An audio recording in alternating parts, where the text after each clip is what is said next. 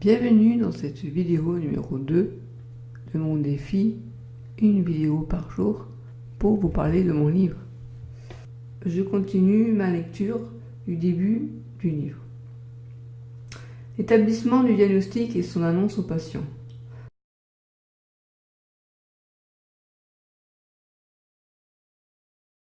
Dans certains cas, il faut des mois, voire des années, avant que le diagnostic ne soit posé. Lorsque les troubles dont peuvent se plaindre les personnes atteintes de maladies chroniques sont peu spécifiques, il n'est pas possible pour le médecin généraliste d'établir un diagnostic dès l'apparition des premiers signes de la pathologie. Par exemple, dans le cas où une personne vient consulter son médecin pour une fatigue chronique, il faut parfois attendre plusieurs mois, voire des années, avant de parvenir à diagnostiquer la maladie sous-jacente. Dans mon cas personnel, le diagnostic de sclérose en plaques n'avait pu être posé qu'en 2007, alors que les premiers signes de la maladie étaient apparus dès 1982, suite au décès de mon grand-père.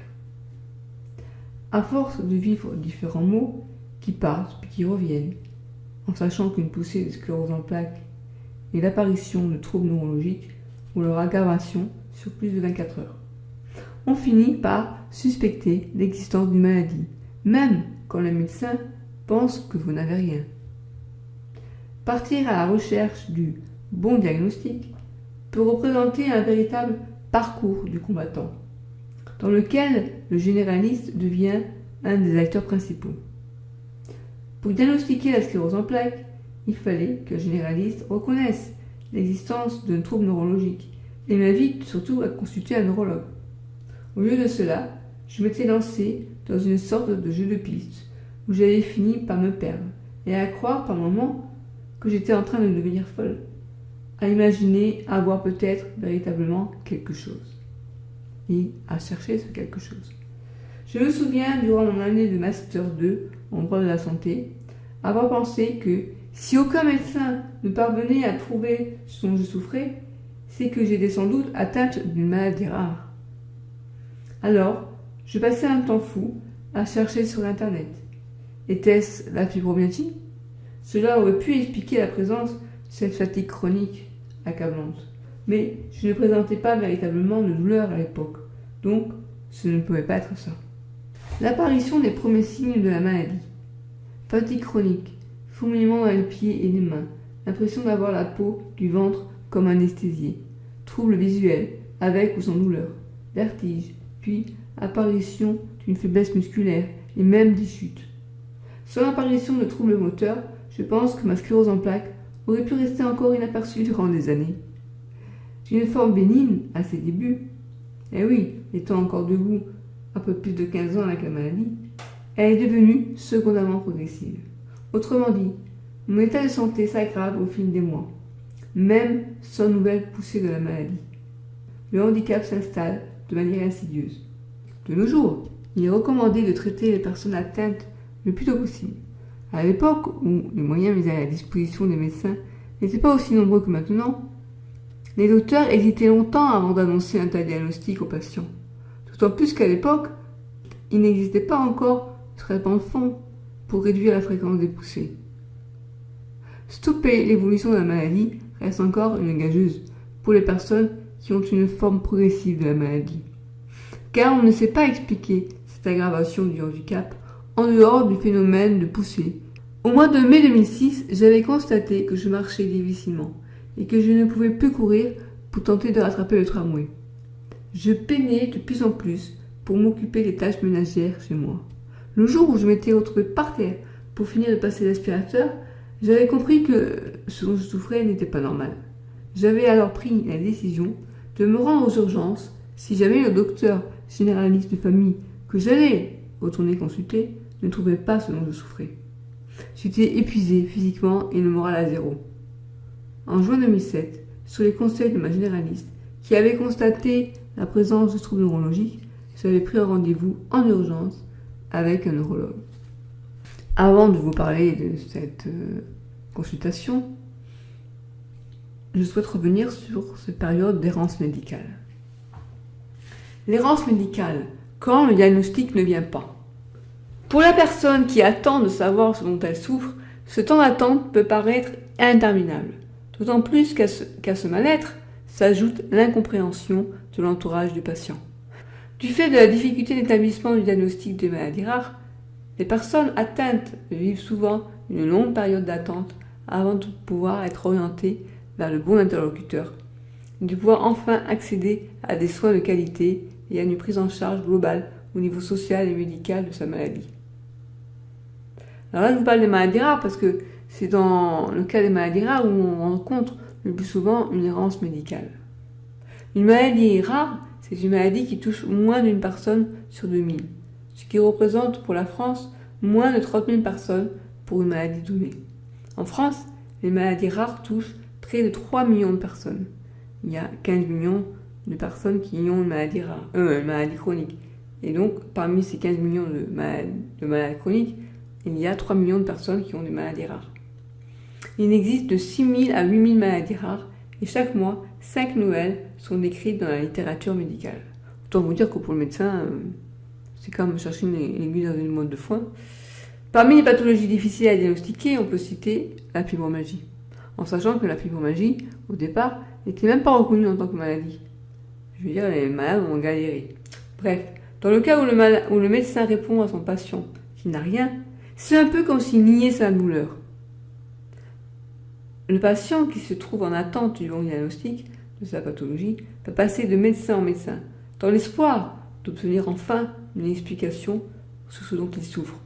Du fait qu'il soit rarement orienté vers le bon spécialiste, le temps passé à trouver le bon interlocuteur représente le temps le plus long de l'errance. Le patient est souvent tenté de chercher des informations et des conseils sur Internet, ce qui peut faire augmenter l'anxiété éprouvée par l'attente. En fait, il faut savoir que le premier réflexe des Français est de se connecter à Internet, dans 59% des cas. Et moi, je dois vous avouer que je savais, avant que le médecin me l'annonce, que c'était la sclérose en plaques, parce que j'avais cherché à partir du mot myéline, et j'étais tombée sur un livre, Je te plaque ma sclérose. Il parlait de la sclérose en plaques.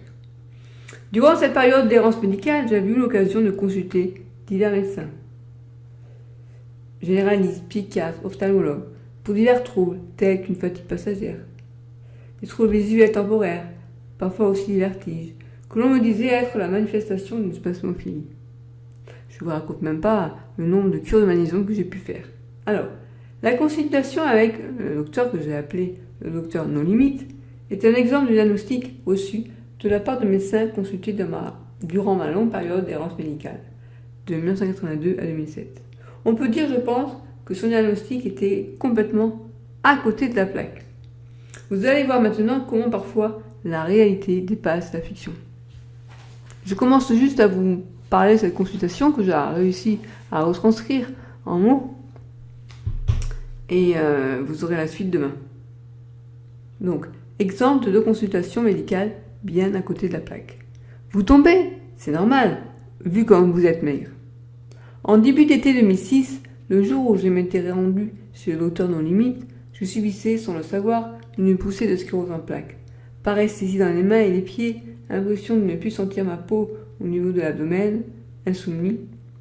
C'était une chute que j'avais faite en marchant bien tranquillement au centre-ville de Montpellier, qui m'avait fait comprendre que je devais véritablement souffrir de quelque chose de grave, et qui m'avait motivé à consulter un nouveau médecin généraliste. Ah oui, parce que les médecins que je voyais jusqu'à présent me disaient toujours la même chose, vous n'avez rien. Durant cette période, je passais de docteur en docteur, dans l'espoir qu'il trouve enfin ce dont je souffrais. À chaque fois, je ressortais déçu de la consultation, avec l'impression que ma souffrance n'était pas entendue et mes troubles invisibles non compris. Ce fameux docteur Limite était convaincu, sans chercher plus loin, que la maigreur était la cause de tous mes problèmes.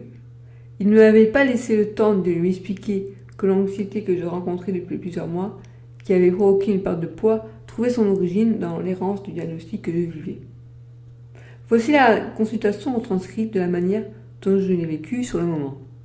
Docteur No Limit. Mademoiselle, qu'est-ce qui vous amène? Moi, j'ai fait une chute en marchant tout bêtement dans la rue. Cela m'inquiète car je ne comprends pas pourquoi je n'ai plus du tout de force musculaire dans les jambes. Je me sens fatiguée nerveusement. Docteur. Ok, je vais maintenant vous ausculter. Déshabillez-vous. que je prenne vos mensurations. Vous êtes maigre, regardez, vous n'avez presque pas de poitrine, vous mesurez 1m66 pour 45 kg. En sachant que maintenant je fais 40 kg, hein. Et je n'ai pas perdu en taille. Tour de poitrine, tour de hanche, tout cela c'est pour vous. Je vous laisserai le papier à la fin de la consultation. Il n'y a rien d'étonnant à ce que vous ne marchiez plus bien. Vous êtes maigre. Cela vient d'où? Je lui avais expliqué qu'à une époque où j'avais connu la dépression et la phobie sociale, j'avais perdu 10 kilos en seulement 5 mois. Mais que depuis, dans ma tête, ça allait très bien. Le docteur avait cherché à savoir pourquoi cette perte de poids. Parce qu'il n'avait pas eu l'air convaincu que la rupture avec mon ex-fiancé pouvait expliquer un tel état de santé.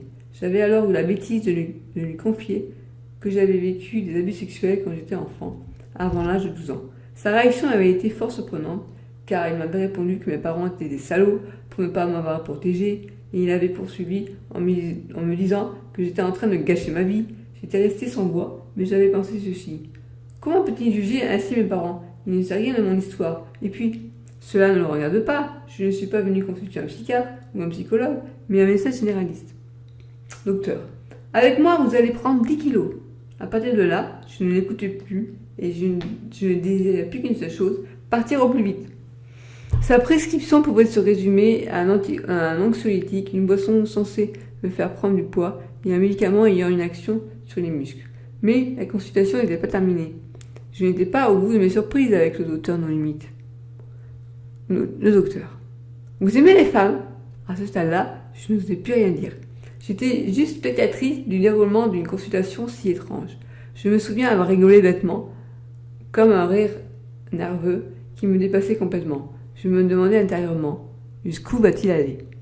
Le docteur. Je vous pose cette question car je pense que cela vous ferait du bien, si vous avez peur des hommes, ce qui est normal après ce que vous avez vécu. À ce moment-là, je pense qu'il avait conscience qu'il allait trop loin, parce que je me souviens qu'il m'avait dit que tout cela, il n'avait normalement pas à me le dire. Cela ne l'avait pas empêché pour autant de poursuivre dans cette voie. Docteur. Vous êtes une femme, donc vous n'avez pas peur de ce que vous connaissez. Déjà, la douceur, la sensualité d'une femme, on pense qu'il s'y croyait déjà là, va vous permettre de vous réapproprier votre corps et de vous déstresser. Malheureusement pour moi, j'avais aussi un autre problème, dont je lui avais fait part, l'insomnie. Je lui avais expliqué souffrir de réveil durant la nuit, avec des sensations bizarres dans les mains, comme si j'avais des fourmillements et parfois une impression de main engourdie, voire anesthésiée. Par contre, j'avais préféré lui taire l'existence de mes troubles urinaires, ne voulant surtout pas savoir ce qu'il allait me répondre encore. Sa super réponse à mon problème d'insomnie avait été, devinez, je change de page. Je vais quand même pas vous laisser sur la page, je vais vous le dire. L'onanisme. Oui, vous avez bien lu. Selon lui, c'était une manière naturelle et rapide de retrouver le sommeil au plus vite. À ce stade-là, je n'étais plus réellement choquée. Après tout ce que je venais d'entendre, je me demandais simplement si je me trouvais réellement dans un cabinet médical et surtout si ces messieurs étaient bien un médecin. Le docteur. Revenez me voir dans 1 mois avec 10 kilos de plus. Ouf, la consultation était enfin terminée. Une fois sortie du cabinet médical, j'étais allée rejoindre ma mère qui m'attendait bien sagement dans la voiture. Je me disais que je n'avais décidément pas de chance avec les médecins. Au fond de moi, je pensais, encore un barjot. Voici le seul dessin que ma mère... Ouais, là je mettais un dessin de ma mère. Ma mère. Alors Christiane, tu as quoi? Rien. Pour lui, si je tombe, c'est parce que je suis maigre. Oh là là, si tu savais ce que je viens de vivre, je suis encore tombée sur un docteur vraiment trop bizarre. Je ne sais même pas si je vais oser tout se raconter. Ouais, ce jour-là, je m'étais promise de ne plus jamais me rendre toute seule aux consultations médicales. Lorsqu'il s'agissait d'un docteur que je ne connaissais pas, il était évident que si ma mère avait été présente lors de la consultation, le docteur Non Limite n'aurait certainement pas eu la même attitude.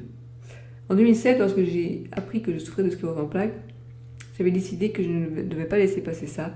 J'avais alors envoyé une lettre au groupe pour lequel travaillait le docteur Non Limite. C'était le président de la commission de conciliation du groupe qui m'avait répondu, m'avait proposé de nous rencontrer pour discuter du bien fondé de ma plainte. Ouais, après, je vais expliquer comment ça s'est passé. J'avais porté plainte contre ce médecin, puis bon, finalement, j'ai laissé tomber. Je ne l'ai pas amené devant le conseil de l'ordre, mais moi, ce qui m'avait choqué, c'est pas tant ce qu'il m'avait dit, c'est surtout qu'il me l'a dit. Parce que de la part d'un médecin, voilà quoi. Enfin, bon, ça m'a fait rire parce que ce qui m'avait fait rire, c'était lui. Voilà. Bon, la suite demain.